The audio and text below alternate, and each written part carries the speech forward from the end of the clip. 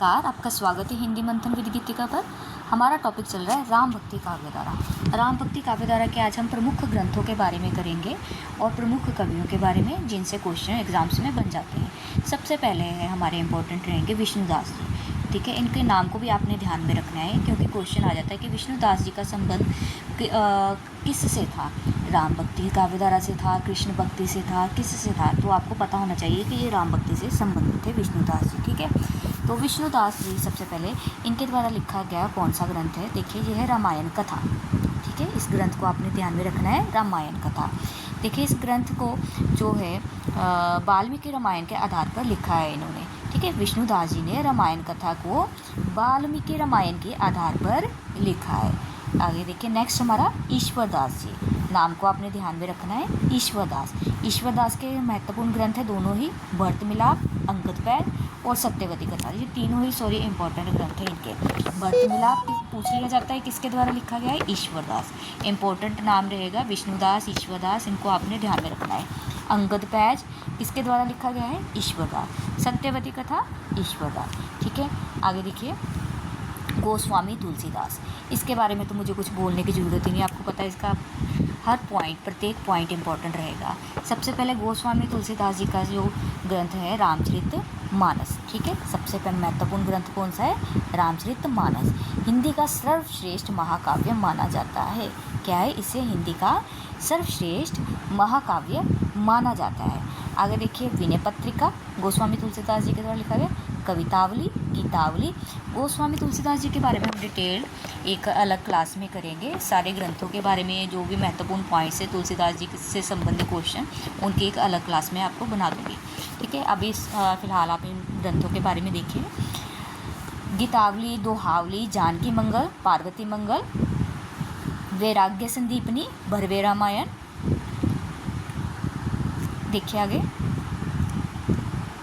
Krishna Gitavali, important ग्रंथ रहेगा। इससे कन्फ्यूज़न बड़ी आती है क्योंकि ये कृष्ण गीतावली काफ़ी बार पूछा गया है कि कृष्ण गीतावली किसके द्वारा लिखा गया है। कृष्ण आगे लगा हुआ है तो ध्यान में नहीं रहता कि ये तुलसीदास जी का लिखा हुआ है, इससे कन्फ्यूज़न हो सकती है। तो आपने ध्यान में रखना है कृष्ण गीतावली किसके द्वारा लिखा गया है, तुलसीदास जी के द्वारा। राम ललन हच्छू, रामाज्ञा प्रश्न, ये कुल 12 ग्रंथ है। तुलसीदास जी के कुल 12 ग्रंथों को ही प्रामाणिक माना जाता है। ये ध्यान रखना है, ये संख्या पूछ लेते कितने ग्रंथों को प्रामाणिक माना गया है, 12 ग्रंथों को। तो देखिए आगे मुगल बादशाह अकबर के समकालीन। ठीक है, तुलसीदास जी किसके समकालीन रहे हैं, मुगल बादशाह अकबर के। आगे देखिए अग्रदास जी। अग्रदास जी भी इम्पोर्टेंट नाम है हमारा राम काव्यधारा में। ये भी क्वेश्चन आ जाता है कि अग्रदास का संबंध कौन सी काव्यधारा के साथ रहा है, तो आपने ध्यान में रखना है राम काव्यधारा से इनका संबंध रहा है। अग्रदास जी महत्वपूर्ण नाम है ये। राम भक्ति परंपरा में रसिक संप्रदाय के आरंभकर्ता। ठीक है, अग्रदास जी, ये इंपॉर्टेंट पॉइंट है। रसिक संप्रदाय के आरंभकर्ता कौन है राम भक्ति काव्यधारा में, अग्रदास जी। ये पूछ लिया जाता है एग्जाम्स में, क्वेश्चन काफ़ी बार आ चुका है इससे। आगे देखिए ध्यान मंजरी, इनका इंपॉर्टेंट ग्रंथ राम ध्यान मंजरी, अष्टयाम और रामाष्टयाम, इसके बारे में पूछ लिया जाता है। ठीक है, इसको आपने ध्यान में रखना है कि अग्रदास जी के द्वारा भी ये ग्रंथ लिखा गया है, अष्टयाम। इसके अतिरिक्त जो नाभादास जी थे उनके द्वारा भी अष्टयाम लिखा गया था, तो आपने कन्फ्यूज़न नहीं रखनी। रामाष्टयाम इसको कह देते हैं और अष्टयाम के नाम से भी जाना जाता है कि अग्रदास रचित ये ग्रंथ है। संस्कृत भाषा में रचित सीता वल्लभ राम की दैनिक लीला का चित्रण। अब क्वेश्चन आ जाए कि अष्टयाम में क्या है, अष्टयाम में क्या है। ये ग्रंथ संस्कृत भाषा में है। ठीक है, कौन सी भाषा है, संस्कृत भाषा में सीता वल्लभ राम की दैनिक लीला का चित्रण। इसमें क्या है, सीता वल्लभ राम की दैनिक लीला का चित्रण किया गया है। ठीक है, आगे देखिए रसिक संप्रदाय में इन्हें अग्र अली भी कहा जाता है। ठीक है, इसे अग्र अली कहा जाता है रसिक संप्रदाय में। रसिक संप्रदाय में अग्रदास जी को अग्र अली भी कहा जाता है। ये क्वेश्चन इंपॉर्टेंट बन जाएगा, ये भी आपने ध्यान में रखना है। अग्रदास जी को किस नाम से जाना जाता है, अग्र अली। ठीक है, ये स्वयं को जानकी जी की सखी मानकर काव्य रचना करते थे। ठीक है। अब क्या है, ये जानकी जी की सखी मानकर स्वयं को काव्य रचना करते थे। आगे देखिए, राम काव्य धारा में जो इम्पोर्टेंट नाम रहेगा वो कौन है, नाभादास। नाभादास, इनको परिचय की कोई ज़रूरत नहीं है। भक्तमाल इनका काफ़ी प्रसिद्ध रहा है, नाभादास जी का भक्तमाल। भक्तमाल में क्या है, भक्तों की माला। ठीक है, इन्होंने क्या है, भक्तों की एक सूची बना दी थी जिसको भक्तमाल का नाम दिया गया। देखिए, भाषा कौन सी है इनकी, भक्तमाल की ब्रज भाषा। भक्तमाल में कौन सी भाषा का प्रयोग किया गया है, ब्रज भाषा।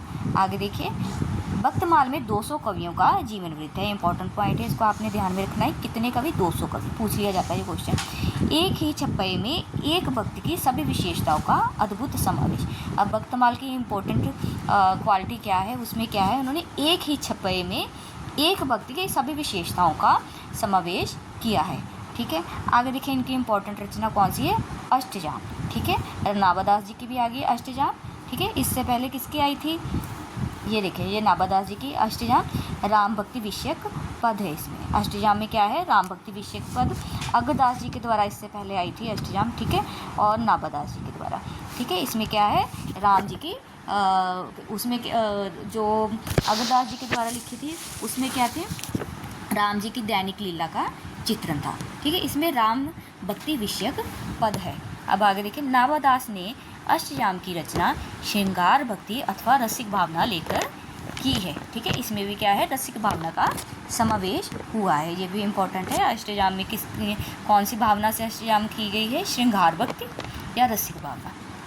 आगे देखिए, नाभादास ने हिंदी में भक्तमाल की परंपरा का सूत्रपात किया। ठीक है, इंपॉर्टेंट पॉइंट बन जाएगा।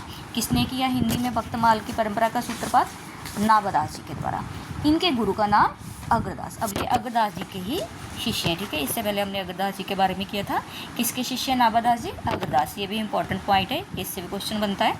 आगे देखिए, डॉक्टर ग्रियर्सन ने नाभादास का उपनाम नारायण दास नाभा बताया है। ठीक है, किसने बताया है, ग्रियर्सन जी ने बताया है। क्या बताया है, नारायण दास नाभा। उपनाम को ध्यान में रखना है। आ जाता है कि किसका नाम है नारायण दास नाभा। ठीक है, किसका नाम है नारायण दास नाभा। देखिए, नाभा लगा है तो नाभा से क्लियर है कि नाभादास। ठीक है, बट अगर नाभा ना आए तो नारायण दास से भी आपने ध्यान में रखना है कि नारायण दास किसका नाम है, नाभादास। अब नाभादास गोस्वामी तुलसीदास के समकालीन राम भक्त कवि हैं।